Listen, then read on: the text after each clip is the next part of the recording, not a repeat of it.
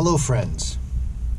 I would like to read to you a quote from a book by a Sir Lawrence van der Post, who wrote about his relationship with the psychoanalyst Carl Jung. This quote, I think, is very important because it sheds light, I think, on a thinker from many hundreds of years ago that I believe influenced greatly the thinking of Carl Jung, but also of Friedrich Nietzsche. And as I think you will be able to tell, this quote is extremely important to me for obvious reasons. And may make sense, actually, of why I've been doing the things I've done and the videos that I've posted. Here's the quote from the book Carl Jung and the Story of Our Time by Lawrence van der Post. Quote, "No one knew the extent to which already the boy's imagination," speaking of Carl Jung, when he was young, "was involved in trying to determine the meaning of things. And above all, the nature of the meaning of all that connected and gathered around the name of God. Neither father nor mother knew how he lay awake at nights in agony of spirit over his total inability to accept the conventional view that God was purely good and purely loving. Jung did not doubt, it is true, that God could be loving and a great bestower of grace. This he too had experienced, in fact. But he sensed that there was more to it than that. Somewhere and somehow, God was terrible and also stood in a relationship with darkness and with evil. Indeed, perhaps even having need of them as an instrument of grace and redemption. This thought frightened the carefully conditioned Protestant wits out of the young Carl Jung. During the time it took him, to walk from his home to school, he was, as a rule, aware of neither the time nor distance, because his imagination was entirely possessed by problems of this nature." I just love that quote from van der Post so much. So important. And so I would like to segue from that quote to make a suggestion to you, dear viewer, that there was, in fact, a hidden influence on the thinking, a hidden historic influence on the thinking of Friedrich Nietzsche. Nietzsche likely did not know about this person. Maybe he did, and he just never spoke of it. That's possible. But I suspect that, if he did know about it, he would have only known about it when he was very young, Nietzsche. But I suspect Nietzsche did not know about him at all. But yet, this influence, I would like to suggest to you, was still there, a strong influence, albeit maybe an indirect influence.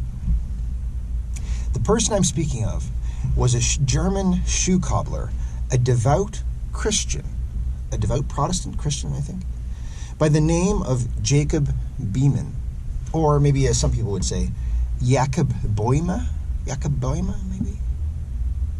Anyway, who was this Jacob Boehme? What did he do? Well, he just made shoes. He was a shoe cobbler. He made shoes for people. But one day, after being consumed for a long time with the problem of good and evil, it was something that really vexed him. He's like, where does this evil come from? Is this evil is it just something that has occurred in humanity? Now I'm speaking from he's thinking from his Christian perspective. And just bear with me here. Assume that perspective, regardless of your perspective or my perspective. From Jacob Boehme's perspective, he wondered about evil, saying, is this evil? Is this something that is just in man? Or is this evil something that is also outside of man? Could it be in the cosmos somewhere? And more disturbingly, the question he wondered about, could this evil, this darkness, this evil, be in God himself? Is that possible? Now, Jacob Boehme came to this view because, apparently, of a vision he received. Just as he was working one day, he was overwhelmed by a vision of light. It was like a revelation in response to his agoning over these fundamental questions of life. Just agonizing over it. And then he got a vision. And then, through his writings, as he would eventually explain, he came to answers about why evil did in fact exist in humans. And he came to the conclusion that even in the Godhead itself, in God, there was indeed evil. Now, it's interesting because, as I mentioned in this quote about Carl Jung, he too really wondered about this question of evil. And I love how Vanderpost says that he came to the conclusion that evil was indeed, he came to the same conclusion that Jacob Boehme did, that evil indeed was in the Godhead. But I just love how Vanderpost says that that idea frightened the wits out of the carefully conditioned, it frightened the Protestant wits out of the carefully conditioned to be Protestant, young Carl Jung. I just love that because I come from that background. Like Carl Jung, like Nietzsche, I come from a Protestant background where there seems to be like a few Protestants here and there out of the many thousands and millions. The vast majority of these Protestants are terrified of such suggestions. If you were to suggest that there could be darkness in God, most Protestants would be like, But yet, quite paradoxically, the Protestant impulse, the protest impulse, protesting the authority of the Catholic Church, demanding the freedom to look at the Bible yourself, which paradoxically, after the Protestant Reformation, I think most Protestants realized that maybe we don't really care about looking at the Bible too much. But there was a few out of the many thousands or millions or whatever who would eventually really wonder deeply about these things. Some of the most notable names were obviously Nietzsche being the tail end, I think, of a line of thinkers who thought deeply about the problem of evil. But before Nietzsche, in the Christian tradition, Nietzsche, of course, would take an anti-Christian position, although paradoxically, I believe, very much influenced by some of the Christian influence that came before him. Particularly Jacob Boehme, but not just Jacob Boehme, but also William Blake. Particularly William Blake with his poems about the marriage of heaven and hell. He seemed to have similar insinuations. These people who come from a Protestant background, even still believing in Jesus and the gospel of Jesus, would come to these dramatically, scary conclusions. This suggestion that darkness could actually be in God himself. That God actually, as I think Jacob Boehme would eventually describe, God himself has perfect control over evil. Perfect within himself. Perfect over evil, over darkness, over whatever you call it. It's in him, and God has that perfectly under wraps, perfectly contained. Unlike man, who does not have it perfectly contained. But Jacob Boehme came to the conclusion that all throughout the cosmos, all throughout the universe, all throughout the world, that it's a part of the earth itself, it's a part of the universe, and it's a part of the universe's creator. This transcendent being, if there was one, who is beyond all space and matter, who created this world. This being had darkness within him. sorry about that. This being a darkness within him, and the earth with its darkness and light was actually a reflection of the Creator.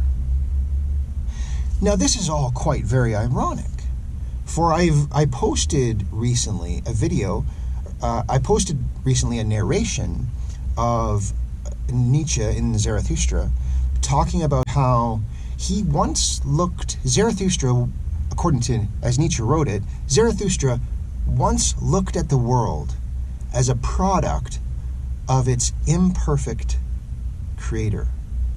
He said through smoke, he was looking at the world, and God created the world as an experiment of sorts. This is how this is how Zarathustra used to look at the world. That the Creator made the world because it wanted to forget himself. But in a sense, that the Creator created this world, which is full of good and evil and the duality of things, as an expression of God himself. But that the God was sort of experimenting when he did this. Zarathustra describes this as the way that he used to look at God before he said he overcame himself. But that's very interesting. Even though Zarathustra does overcome himself eventually and no longer thinks of God, he says all gods are a creation, he says. Still yet, this old view of how he looked, Zarathustra, supposedly looked at God and looked at the world, which is really Nietzsche's idea when you think about it, and brilliantly when you think about the way he framed that. It's really brilliant, because that actually, as it turns out, is a reflection of the Christian thinkers who came before him. Particularly Jacob Boehme, who conceived of why is there evil in the world? Well, as it turns out, evil is in all, there is a balance of good and evil in everything. And not just a balance in the sense that in the typical, yin and yang way of thinking. I don't mean just that. That's too simple. I mean in the sense that evil is actually a utility of the light. To speak metaphorically, the fire and glory of heaven, you could say, runs on the furnace of the flames of hell, you could say. Of course, it's a limited allegory, but you get my point. That heaven, or the light, can use, not just be in balance with the darkness, which I think is a mistake in the sense that it's a very limited way of looking at it, like the yin and yang thing. That's a very limited way of thinking of it. But rather, sometimes darkness can be a utility of the light. It's like that song by Disturbed called The Light. And the chorus goes, sometimes darkness can show you the light. So Carl Jung came to this position when he was young, but it frightened the wits out of him. He was conditioned to be a good Protestant, right? And even Carl Jung, when he was older, he said to Vanderpost, he said, really, I'm just an old Protestant, he says. Quite paradoxically, if someone came to Carl Jung and said, they wanted to be a Christian, quite paradoxically, Carl Jung would actually advise them, if they were going to be a Christian, he would advise them not to be a Protestant. Even though Carl Jung would also say he's really just an old Protestant. Protestant in the sense that he fought really hard to think fiercely individually, right? But I think Carl Jung could recognize that a lot of people weren't meant to think so fiercely individually. They weren't meant to. And so Carl Jung would actually advise some people who wanted to be a Christian. He would recommend them to be a Catholic. That because the Catholic, as we've talked about on this channel before, the Catholics have their own magisterium. They have their own system already in place that thinks of things for you so that you don't have to think about it at all, which I think for most people is a relief. But amongst the Protestants who demanded that they be able to read the Bible themselves, like I said, most of them would eventually be like, maybe I don't want to do that. But among a few of the Protestants would come these genius, fiercely independent thinkers. And I would like to suggest to you that Jacob Boehme was an original Christian Protestant thinker who, through his revelation and through his works, had a powerful, although probably indirect, influence on Nietzsche. So that you can trace this line so you start in the Garden of Eden, right? Man eats the apple. Man is bad for eating the apple. Just go with me, whether you think this is true or not, doesn't matter. Come with me for the sake of the metaphor, for the sake of the story. Man eats the apple, right? He's bad for doing that, right? And then so that's the original Jewish story, and Christianity is an extension of Judaism. And so for thousands of years, there's this story that man ate the apple, and he was bad for doing that. Shouldn't have done that. But then this interesting trend happens amongst these very isolated, tiny pockets within Protestantism, literally thousands of years after Moses or whoever wrote the original story of the Garden of Eden. That people like Jacob Boehme, the tables started to be turned. Protestants started to turn the tables, not just on the dogma of Christianity, but on the moral valuations and judgments of Christianity and Judaism. Particularly, was it really bad to eat the apple? What does that actually mean? And were we actually bad for doing that? You see, most modern atheists, as I've talked about before, I would say most modern atheists are basically post-Christian cowards. So they all say, we don't believe in this silly Christian dogma. If you follow this channel at all, you understand this, you probably agree. Most post-Christians are cowards. They get rid of the dogma, but they secretly, unconsciously, Carl Jung would have noticed this too, keep the dogma of Christianity. Because they are too afraid. They think at least they used to think, atheism was popular, a decade ago. Not so much anymore. But they get rid of the dogma, get rid of the gods, but keep the Christian morality. This, as we've talked about, has resulted in the last century with horrible developments like communism, where people just demand that everyone love each other and be kind, but that obviously always turns into, be loving, be kind, or else we'll kill you and send you to the gulag, whether it's under Stalin or Mao or whatever, it doesn't even matter. So, millions, maybe hundreds of millions dead, in this post-Christian demand for Christian morality without the dogma. So, like the Russian communists would, it's all very schizophrenic and really fucked up when you think about it, that they would attack the churches. The Russian communists would attack and burn down the churches under Stalin, but yet they themselves are the product of the Christian morality that came before, stripped of the dogma, stripped of the possibility of redemption. So Karl Marx himself being a product of Christianity, just demanding that equal rights for everyone, which would have been anathema to almost every culture that existed before then, before Christianity particularly.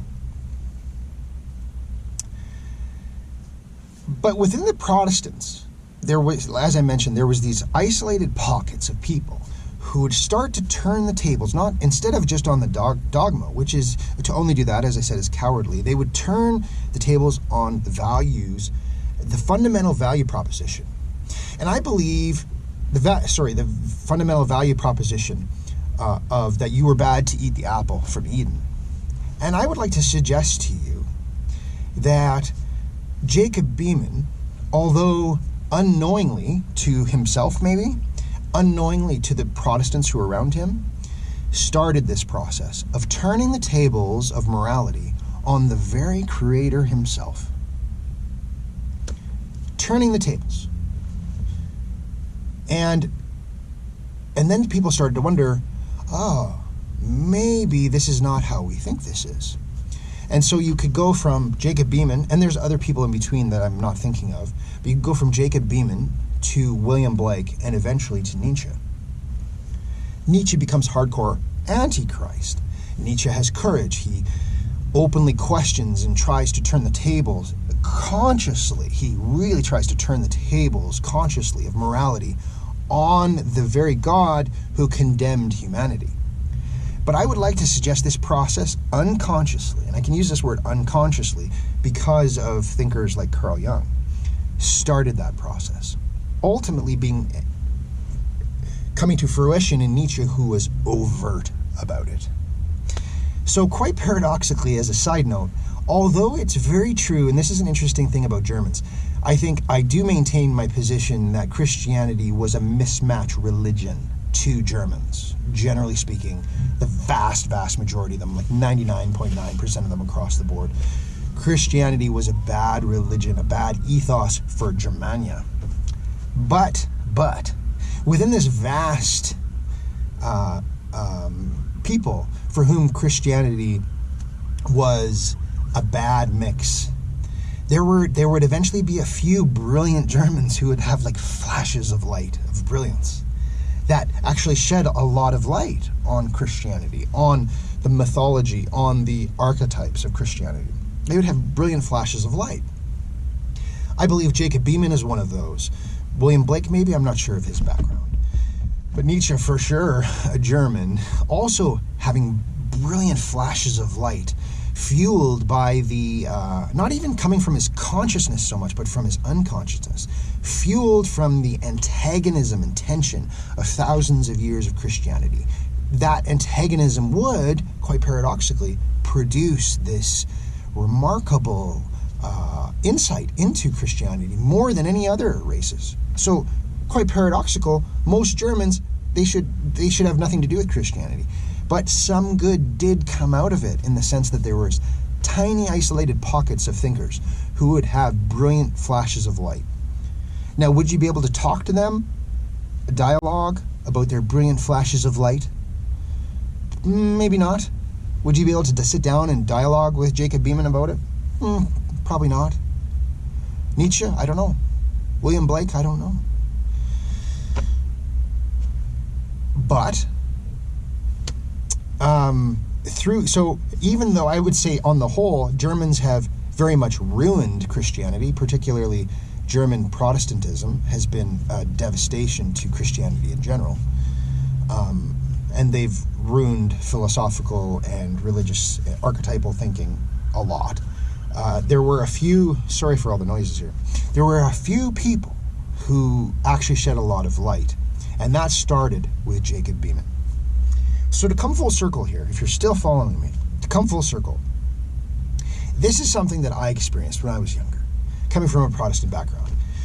Now, it would take me well into my 20s before I started to think about this. So I didn't think about it as young as Carl Jung. I'm not as remarkable as Carl Jung myself. I'm not as near as remarkable as Nietzsche. But because of them, I can kind of sit on their shoulders, and see some things. In my 20s, I really deeply wrestled with that problem of good and evil, and also with the potential problem of could evil even be in God. And I eventually started to think like this, that yes, the earth is itself a product of a deity who has good and evil perfectly balanced within him, and not just balanced, but this God perfectly uses evil as a utility for the purposes of light. That's perfect balance. And so now, if you can follow with me back to the original story of the Garden of Eden, and God says, don't eat of the tree of the fruit of the knowledge of evil, for the day you eat of it, you will surely die. But then God afterwards says, oh no, man has become like one of us, knowing good and evil. This statement about God saying this has baffled philosophers, theologians, biblicists, whatever, for ages. But with Jacob Boehme's idea, with this Carl Jung idea, that darkness is also in God, and that God uses darkness as a utility, we can see that the phrase, man has become like one of us, knowing good and evil, is just an incomplete picture.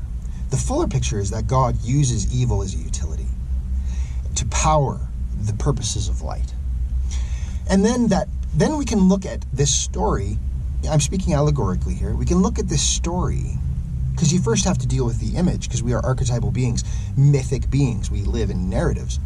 So we can kind of turn the tables on the narrative story, and instead of saying man was bad for eating the apple, that wasn't really the sin.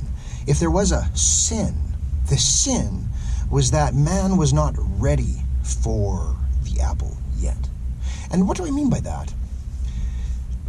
Jacob Boehme talked about this idea of the ungrund, basically non-grounding. And God was emergent from the ungrund, from this ground of non-being. That God emerges from, you could say, the abyss or something like that. God is emergent from this abyss, this being. But this God, this creator, whatever it is, it has perfectly mastered evil. It had already perfectly mastered evil and used it as a utility for light already. It had mastered that. In the same way that a car, like the car I'm sitting in now, like all cars do, they master the explosion of gasoline is set on fire and harness it as energy, right? That's what the car does. So also God, you could use that as an analogy. He had already mastered that, but then this God wanted to experiment further, and so he created man and gave man the ability to eat of the tree of the knowledge of good and evil. But because us humans, we are just created beings. We are not emergent from the ungrund, from the abyss. If we fall into the abyss, we fall into the abyss and we're gone, you know. But God has mastered that darkness, that abyss, that darkness. We had not. You can turn the tables on the Genesis narrative and say, our sin was that not so much that we ate the tree of the knowledge of good and evil, that was ultimately our destiny, but that we were not ready for it yet, in a sense. We weren't ready for this, to eat of this apple. This idea is very, very offensive. I think, as you can tell, to religious people. Very, very offensive. But I think it's very reasonable, and this kind of thinking ultimately leads to Nietzsche, who also said there was a time, in Zarathustra's words, where he viewed God as this emergent being that looked away from himself and created the world as a further experiment. That's why Nietzsche says in Zarathustra and other places, man is an experiment. And so the ultimate goal of Protestantism, if one could justify Protestantism, the ultimate goal of it is to turn the tables on the original Genesis narrative and say, actually, yes, in humans, in the story of humans, on Earth in general, darkness is meant to be eventually utilized as a utility for the purposes of light. So if someone becomes like an atheist or unchristian or whatever, and then they just become a heathenist, you know, they just seek pleasure, you know. Nietzsche looked at them as like, you're so pathetic, you know. Really? You're doing that? Because that's, in Nietzsche's view then, if speaking, you know, mythically, archetypally, they're not using evil as a utility for the purposes of light. You're not being a powerful cannon, you're being a loose cannon. So the sin of Eden would not be that we got into evil, but that we got into evil without the ability to utilize it as the divine already had. But then in a sense you could say, in a sense, and this is my Protestant conclusion coming to its full conclusion, right? My protest, fiercely individualistic conclusion, you could characterize God as someone who's secretly hoping that we one day experiment and figure out this tree of the knowledge of evil. That we don't, after religion, just fall into stupid hedonism or, the great or utilitarianism, the greatest happiness for the greatest number, and then discover that modern decadent democratic society is basically, especially after the Epstein files have released, everyone's realizing how terrible and pathetic and stupid and dark our elites are. These are fundamentally terrible, broken people who have delusions that they think they're great, when in reality they're among the most pathetic people, although the richest, among the most pathetic people who have ever existed. And so Nietzsche would condemn that as well. So all these post-Christians who just want happiness for the greatest number, or, pleasure or whatever, he was like, they're all pathetic. Because they're not fundamentally carrying, as Nietzsche described in another place, carrying the Protestant flame to its ultimate conclusion, which is to turn the tables on the original Genesis narrative. In the sense that in the original narrative as understood by, as taught fundamentally by Catholics and Protestants, which is that there is no use to God to be evil.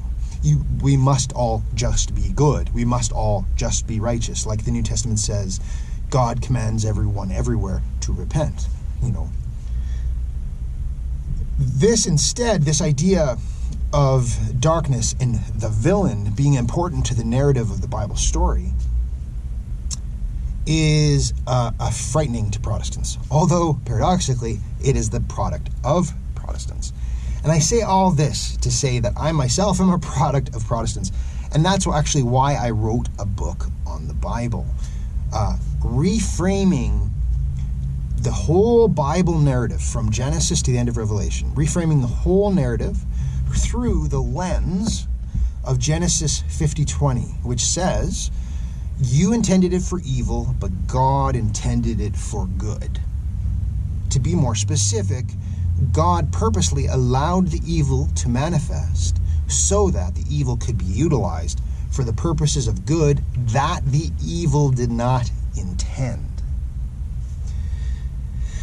And so when I wrote my book on this narrative that evil is actually a utility of God, I had these foolish ideas in the back of my head that I could go to all my former Protestant friends and family and whatever church people and show them this new way of looking at the Bible, and they would, be interested in it. Of course, that was pure folly.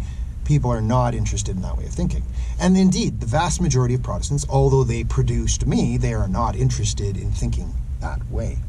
And so when I show them my recently published book last year, The Vital Villain, Adversity and Triumph for the Glory of the Story. So the villain is vital for the sake of the glory of the story. That the ideal is for goodness to utilize darkness. A very Boehmean idea, Jacob Boehme idea. A very William Blake idea.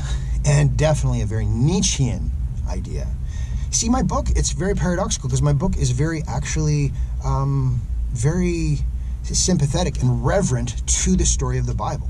It doesn't criticize it. It just assumes that the narrative in this book just assumes that everything that the Bible says, it just takes it on face value as that it's true.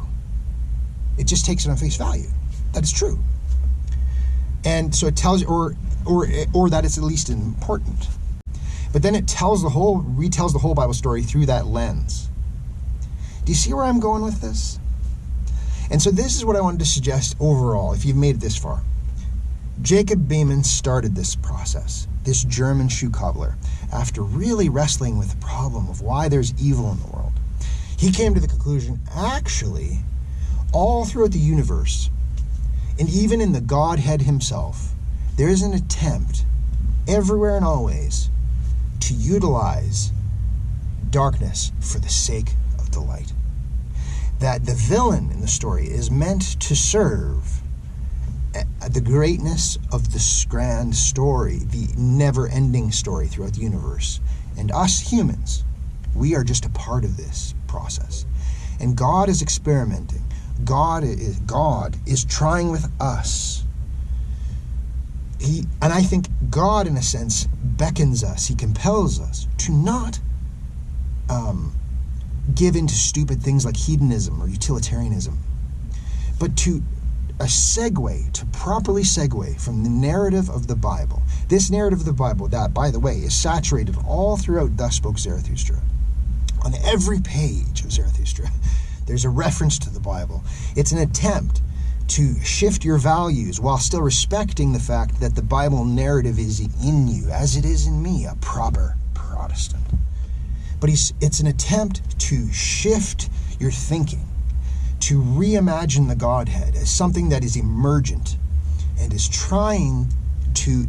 experimenting to use darkness for the sake of good, in the same way that instead of giving up on explosions and fire in general, we eventually realize, hey, no matter how many people may die in the process, we have to learn how to, use this fire for purposes of good. So we contained the explosion of a fire in an engine, with pistons and the whole engine. We learned how to do that, and we used to contain the evil of explosions for the purposes of mobility of good, right? This is a process throughout the universe. Life is an experiment. And this will to power that Nietzsche talked about is in us. This will to power includes not giving in to evil, like famously all of our Western elites are now found out to be the most terrible of pedophiles and whatever. Basically all the conspiracy theories that are true are basically true. Not to be like these disgusting people, but rather the will to power to overcome yourself, not to give in to every impulse you have, every, vile, resentful impulse, but rather that your man is something to be overcome. The darkness in you, the evil in you, is something that is meant to be used for good. In the same way that heavy metal music, modern heavy metal music, just like its classical Beethoven precursors did, they utilized the anger and turned it into something beautiful that gave you a feeling of power, the will to power. So if you can follow, does this make any sense at all? Can you follow this? I proposed to the viewer that Jacob Boehme started a revolution in thinking, but he didn't understand exactly what he was doing. And Friedrich Nietzsche, took up the flame, I think, maybe unconsciously. Maybe he did know about him when he was young and he just never mentioned him in any of his writing. But I would suggest to you that Nietzsche took up the flame of Jacob Boehme. And in this sense, I want to be a proper Protestant. I want to carry that flame even further. Do you know what I'm saying? Yes. Jacob Boehme is a wonderful illustration of the beginning of this turning of the tables, turning the will to power back into the heart of man, to not fall into the false duality of be good, be kind, serve God, be selfish, be utilitarian, be hedonistic, be pathetic. Rather, overcome yourself. If you made it with me this far, I thank you very much. Thank you for listening.